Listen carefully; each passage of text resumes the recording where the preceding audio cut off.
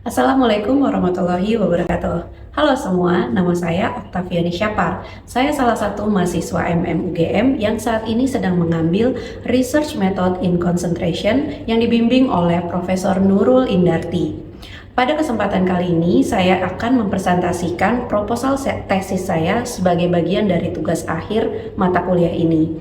Proposal tesis saya berjudul Perancangan Model Bisnis Home Care After Birth. Kita akan masuk pada bagian latar belakang. Yang pertama adalah lingkungan eksternal perusahaan. Proses kelahiran dari seorang anak sejatinya adalah merupakan kelahiran juga untuk seorang ibu, di mana dia menjadi seorang orang tua dengan segala tanggung jawabnya. Tanggung jawab ini tidak selesai ketika selesai melahirkan, tapi justru awalan untuk membesarkan anaknya. Besarnya tanggung jawab menjadi seorang ibu tentu menimbulkan tekanan tersendiri bagi seorang ibu. Hal ini dapat menyebabkan berbagai penyakit mental untuk sang ibu. Salah satu masalah yang akan diangkat dan diselesaikan melalui proposal bisnis ini adalah mengenai postpartum depression atau baby blues. Seorang ibu yang baru saja melahirkan harus didampingi oleh tenaga profesional atau lingkungan yang kondusif, di mana dia merasa nyaman di sekitarnya. Hal ini untuk mengurangi gejala baby blues serta postpartum depression yang biasanya menjadi penyakit utama pada ibu pasca melahirkan. Selain ancaman postpartum blues ini, factsheet dari WHO menyatakan bahwa salah satu tujuan dari Sustainable Development Goals adalah untuk menurunkan angka kematian dari maternal mortality. Tentunya di berbagai masyarakat di belahan dunia, angka fertility rate masih menjadi angka yang cukup tinggi, kecuali mungkin untuk negara-negara maju. Negara-negara maju telah didukung oleh berbagai fasilitas kesehatan yang memadai. Namun Indonesia sebagai salah satu negara berkembang masih perlu banyak dibantu dengan tenaga kesehatan yang memadai. Salah satu panduan dari WHO mengenai postnatal care menyatakan bahwa seorang ibu yang baru melahirkan perlu didampingi oleh home visit atau home care, yaitu di antara range 48-72 jam, 7 hari hingga 14 hari, dan pada 6 minggu. Hal ini untuk menjaga mental health dari sang ibu dan memastikan bahwa dia tidak mengalami gejala baby blues ataupun postpartum depression. Menurut WHO, Sustainable Development Goals yang harus dicapai salah satunya adalah menurunkan angka kematian ibu, di mana targetnya kurang dari 70 orang per 100.000 kelahiran. Oleh karena itu, bersama-sama harus dijaga bagaimana seorang ibu bisa melaksanakan tanggung jawabnya di awal kelahiran untuk dapat merawat anaknya. Di Indonesia sendiri, angka kelahiran cukup tinggi, di sekitar 4,5 juta, sedangkan angka kematian diperkirakan akan terus naik hingga 3,2 juta. Hal ini juga didukung oleh Direktur Jenderal Pelayanan Kesehatan yang menyatakan bahwa 40% kemungkinan dari maternal mortality disebabkan atau dialami pasca persalinan. Oleh karena itu, untuk menekan angka kematian, home care sangat disarankan untuk dilaksanakan sesuai dengan guideline dari WHO. Lingkungan internal perusahaan. Lokasi perusahaan di area Bekasi tentu sangat mendukung untuk berdirinya perusahaan. Hal ini karena angka demografi di lingkungan Bekasi masih cukup tinggi di angka 72% untuk penduduk aktif, sehingga hal ini dapat menjangkau layanan untuk pelanggan yang lebih besar. Kemudian yang kedua adalah biaya yang lebih rendah. Biaya operasional perusahaan dapat ditekan karena Bekasi terletak di urban area, sehingga biaya operasionalnya akan lebih murah dari ibu kota. Yang kedua adalah mengenai service. Service yang ditawarkan dari perusahaan akan mencakup paket untuk ibu melahirkan ataupun per item yang dibutuhkan seorang ibu. Sehingga perusahaan menawarkan paket variasi yang lebih baik dan lebih banyak daripada para pesaing yang biasanya hanya menawarkan salah satu di antaranya. Apakah itu paket saja ataukah per item saja. Perusahaan akan menawarkan tenaga berpengalaman untuk menangani perawatan untuk ibu melahirkan. Yang terakhir adalah aspek inovasi. Perusahaan menawarkan untuk menggunakan aplikasi untuk memudahkan bagi para pelanggan dalam melakukan pemesanan. Hal ini juga dilakukan perusahaan untuk meningkatkan brand awareness terhadap perusahaan. Kemudian kita lanjut ke rumusan masalah. Berdasarkan kondisi lingkungan eksternal dan internal yang tadi sebelumnya sudah dijelaskan, saat ini belum ada layanan home care di area Bekasi yang benar-benar khusus melayani hanya di area Bekasi saja. Kemudian, layanan home care belum menggunakan aplikasi dalam fitur pemesanan. Aplikasi ini merupakan salah satu bentuk inovasi dari perusahaan untuk meningkatkan brand awareness kepada para pelanggan. Perusahaan perlu melakukan kajian untuk mengenali bagaimana model bisnis terbaik untuk dijalankan ke depannya. Lalu bagaimana dengan pertanyaan penelitian ini? Dari rumusan masalah yang telah dijelaskan di atas, terdapat 2 pertanyaan penelitian, yaitu bagaimana rancangan model bisnis terbaik yang seharusnya digunakan oleh home care after birth. Kemudian yang kedua, hasil analisa dari aspek finansial, apakah menunjukkan bahwa home care after birth layak untuk dijalankan. Tujuan penelitian. Pada penelitian ini, untuk menjawab pertanyaan penelitian sebelumnya, memiliki 2 tujuan. Yang pertama, merancang model bisnis yang terbaik untuk home care after birth agar dapat membantu memenuhi kebutuhan pelanggan. Yang kedua, menganalisa kelayakan model bisnis yang seharusnya digunakan oleh home care after birth serta layak dijalankan dari aspek keuangan. Manfaat penelitian. Penelitian ini diharapkan dapat memberi manfaat untuk 3 kategori. Yang pertama, untuk peneliti sendiri. Penelitian ini diharapkan untuk menjadi alat bantu, pedoman, serta pertimbangan untuk menjalankan bisnis model di masa yang akan datang. Kemudian yang kedua, untuk akademisi. Penelitian ini diharapkan akan menjadi sumber referensi untuk kreativitas ke depannya.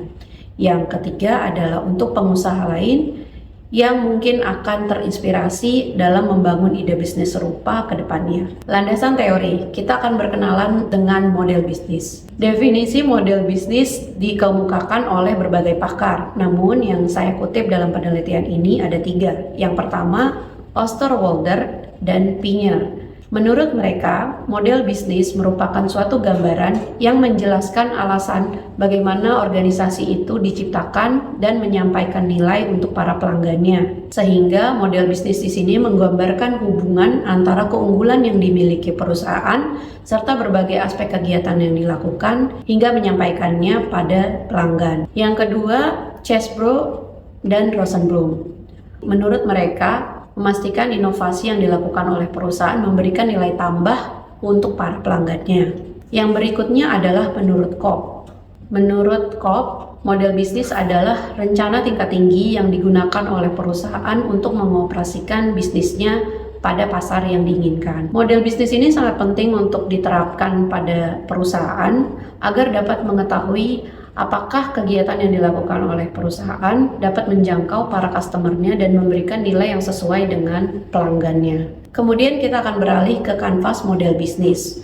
Menurut Osterwalder dan Pinyer, kanvas model bisnis Osterwalder dan Pinyer mengenalkan konsep The 9 Building Blocks atau 9 blok bangunan yang menunjukkan logika bagaimana perusahaan menghasilkan uang. Konsep ini dikenal sebagai kanvas model bisnis. Hal ini mencakup 4 bidang utama, yaitu pelanggan, penawaran, infrastruktur, dan kelayakan finansial. Kanvas model bisnis ini digunakan oleh perusahaan untuk memahami, menjalankan, dan mengembangkan bisnisnya. Berikut adalah gambaran mengenai 9 blocks atau yang dikenal sebagai kanvas model bisnis. Kanvas model bisnis ini terdiri dari 9 item. Yang pertama adalah segmentasi pelanggan. Yang kedua adalah proposisi nilai. Yang ketiga adalah saluran. Keempat, hubungan pelanggan. Kelima, arus pendapatan. Keenam, sumber daya utama. Ketujuh, kemitraan utama. Kedelapan, kegiatan kunci. Dan kesembilan, struktur biaya. Saya akan menjelaskan mulai dari segmentasi pelanggan. Segmentasi pelanggan dalam 9 blocks adalah pengelompokan customer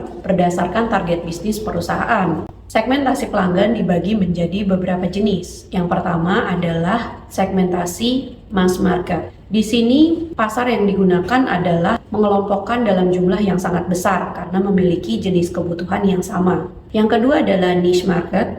Niche market merupakan target pasar yang hanya melayani segmen tertentu saja dan itu dilakukan secara lebih spesifik. Berikutnya adalah segmented. Di sini kebutuhan para pelanggan akan diklasifikasikan berdasarkan kebutuhan masing-masing dengan jenis yang berbeda-beda. Berikutnya adalah segmen terdiversifikasi. Di sini kebutuhan para pelanggan dibagi-bagi menjadi dua jenis atau lebih tergantung dari kebutuhan satu sama lain, namun mereka saling bergantung. Yang berikutnya adalah multi-sided platform. Di sini pelanggan terdiri dari dua segmen, namun saling berkaitan dan bergantung satu sama lain. Berikutnya mengenai proposisi nilai. Proposisi nilai merupakan apa yang ditawarkan oleh perusahaan kepada para pelanggannya. Tentunya apabila nilai yang diberikan oleh perusahaan berkesan mendalam kepada para pelanggannya, para pelanggan akan cenderung loyal terhadap perusahaan dan kembali lagi untuk membeli produk atau jasanya. Proposisi nilai adalah penciptaan nilai untuk para pelanggan yang dibedakan menjadi dua jenis, yaitu quality dan quantity.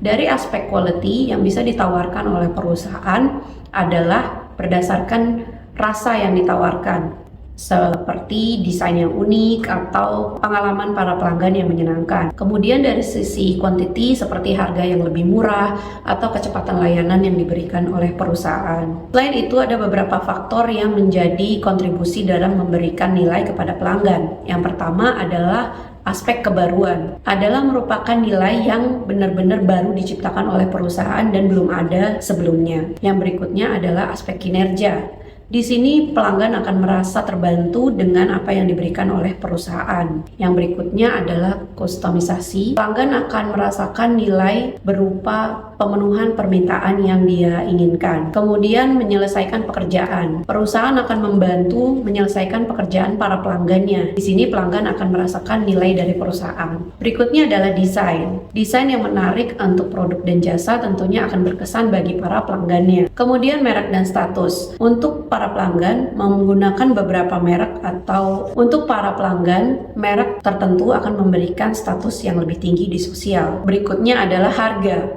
Untuk produk sejenis yang bisa didapatkan dengan harga lebih murah tentunya akan memberikan nilai yang terbaik untuk di mata para pelanggan.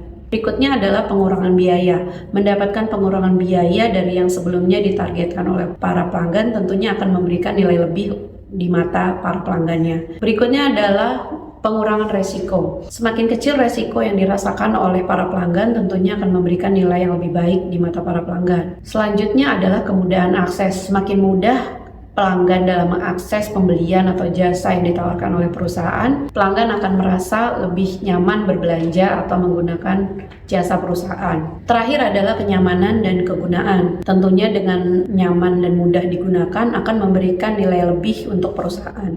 Selanjutnya saya akan menjelaskan mengenai saluran. Dalam meng-create suatu nilai, kemudian mensegmentasikan pelanggannya, tentunya ada hal yang harus menghubungkannya, dan hal ini adalah saluran.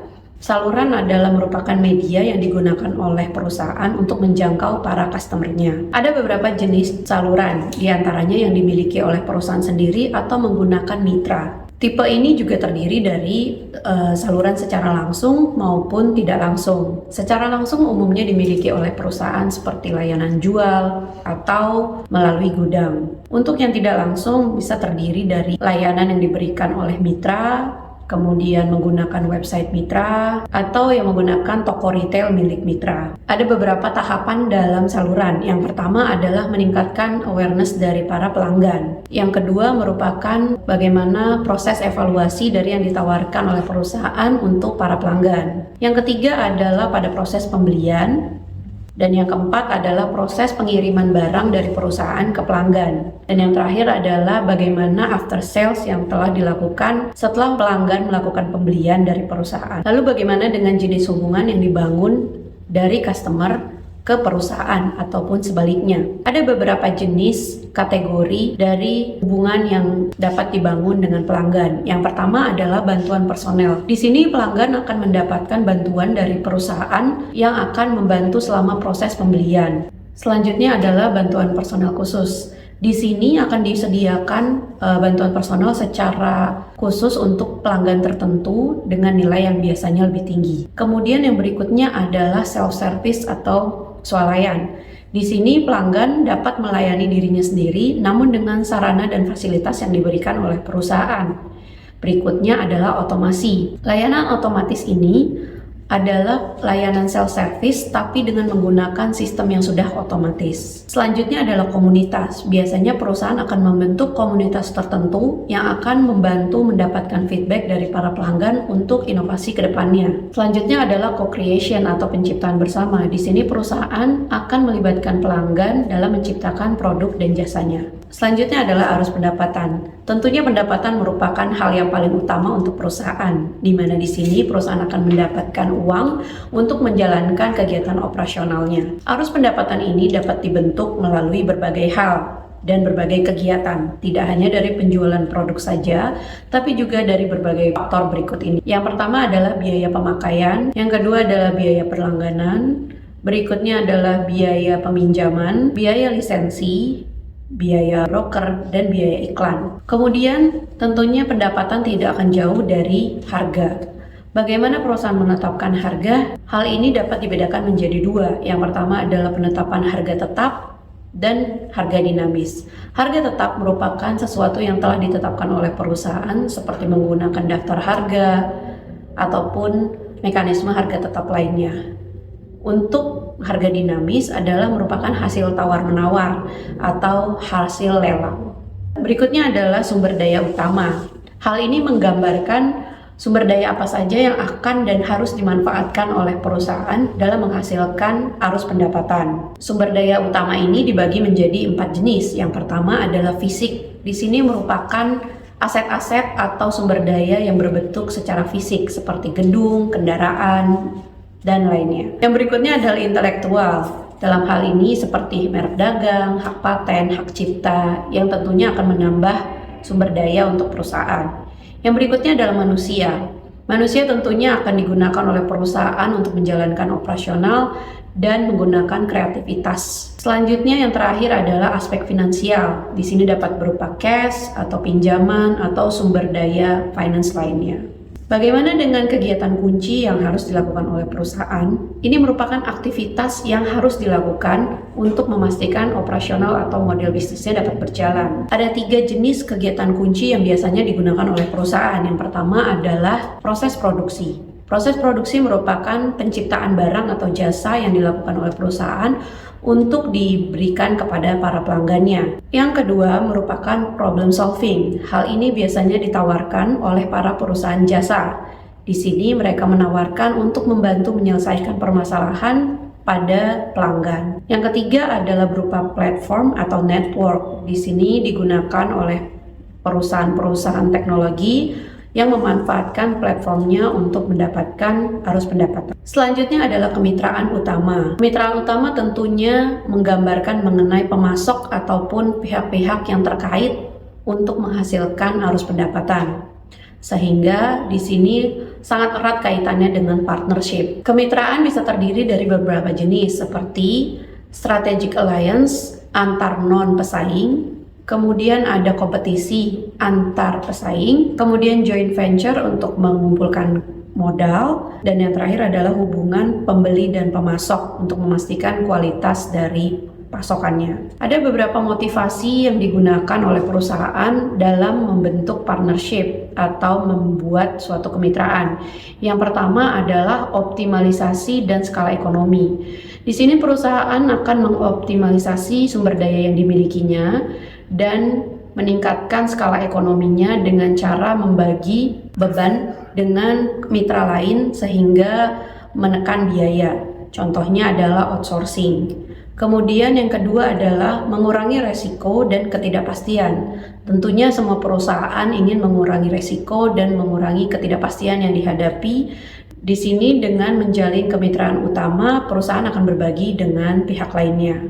Yang terakhir adalah akuisisi sumber daya dan aktivitas tertentu yang belum dimiliki oleh perusahaan namun sudah ada di perusahaan lain, sehingga perusahaan bisa menggunakan aktivitas atau sumber daya tersebut bersama-sama. Selanjutnya adalah struktur biaya. Tentunya dari semua aktivitas akan timbul biaya di departemen masing-masing. Hal ini perlu di-capture oleh perusahaan sehingga dapat memperlihatkan bagaimana biaya yang terlibat pada saat proses operasional. Terdapat 2 driver untuk biaya. Yang pertama adalah penurunan biaya. Perusahaan akan mencoba untuk menurunkan biaya sehingga mendapatkan laba lebih tinggi. Atau yang kedua adalah pendorongnya berupa nilai. Berapapun biaya yang akan dikeluarkan oleh perusahaan akan tetap dilakukan karena berfokus untuk memberikan nilai terbaik untuk pelanggannya. Hal terakhir yang akan dibahas dalam landasan teori adalah definisi home care.